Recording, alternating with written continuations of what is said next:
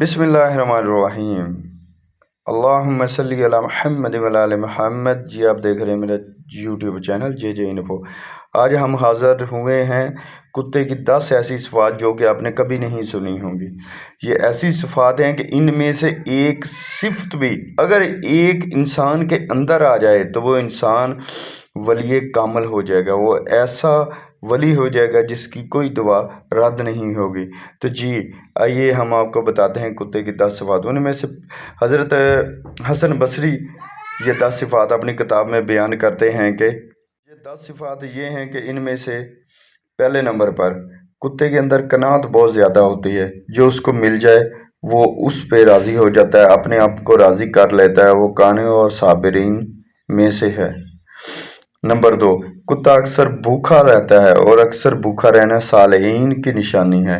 Number 3، جب کوئی دوسرا کتا زور کی وجہ سے اس پر غالب آ جائے تو وہ اپنی جگہ چھوڑ کر دوسری جگہ چلا جاتا ہے، یہ رازئین کی علامت ہے۔ نمبر 4، اس کا مالک اسے مارے تو بھی یہ جگہ چھوڑ کر اپنے مالک کو چھوڑ کر نہیں جاتا، تھوڑی دیر بعد گھوم پھر کر پھر اپنے مالک کے پاس آ جاتا ہے، یہ صادقین کی نشانی ہے۔ نمبر 5، اگر اس کا مالک بیٹھ کر کھانا کھا رہا ہو تو یہ طاقت اور قوت کے باوجود یہ کھانا نہیں چھینتا، دور ہی سے بیٹھا دیکھتا رہتا ہے، یہ مساکین کی علامت ہے۔ جب مالک 6ویں نمبر پہ، جب مالک اپنے گھر میں ہو تو دور جوتے کے پاس بیٹھا رہتا ہے، ادنا جگہ پر بھی راضی ہو جاتا ہے، یہ متواضعین کی علامت ہے۔ 7 نمبر، اگر اس کا مالک اسے مارے اور تھوڑی دیر کے لیے چلا جاتا ہے پھر مالک اسے دوبارہ ٹکڑا ڈال دے تو آ کر کھانا کھا لیتا ہے، اس سے ناراض نہیں ہوتا، اپنے دل میں کوئی ایسی بات کوئی ایسی چیز نہیں رکھتا کہ جس سے اس کا مالک ناراض ہو، یہ خاشعین کی علامت میں سے علامت ہے۔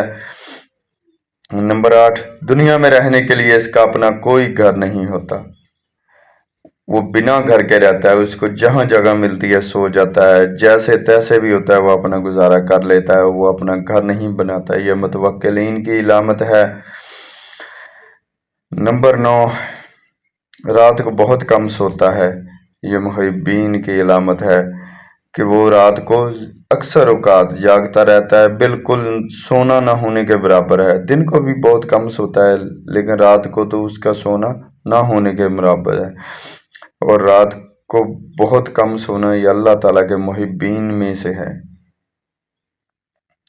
نمبر 10، جب مرتا ہے تو اس کی کوئی میراث نہیں ہوتی، زاہدین کی علامت ہے۔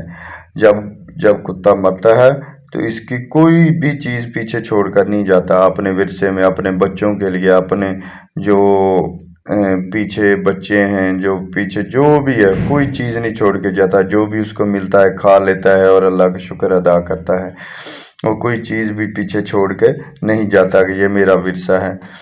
جی یہ کتے کی 10 ایسی صفات ہیں کہ ان میں سے اگر ایک بھی صفت انسان کے اندر پیدا ہو جائے تو وہ اللہ تعالیٰ کا ولی کامل بن جائے گا۔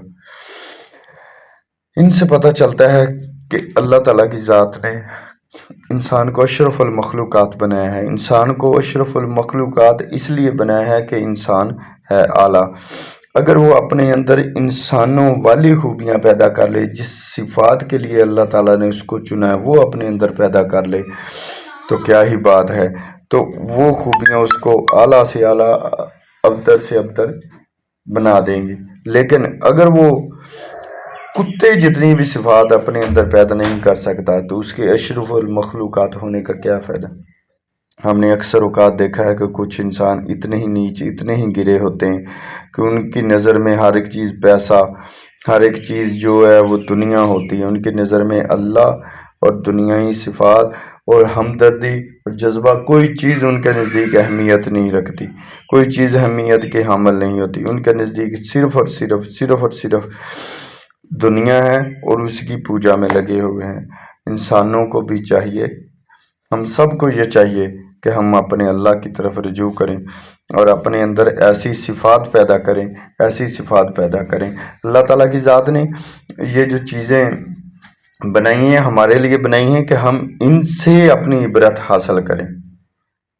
تو اس لیے میرے بھائیوں، ہمیشہ اللہ کی طرف رجوع رکھیں اور جہاں تک ہو سکے اللہ کی مخلوق کا بھلا کریں، اللہ کی مخلوق کے لیے دن رات کوشاں رہیں۔ السلام علیکم۔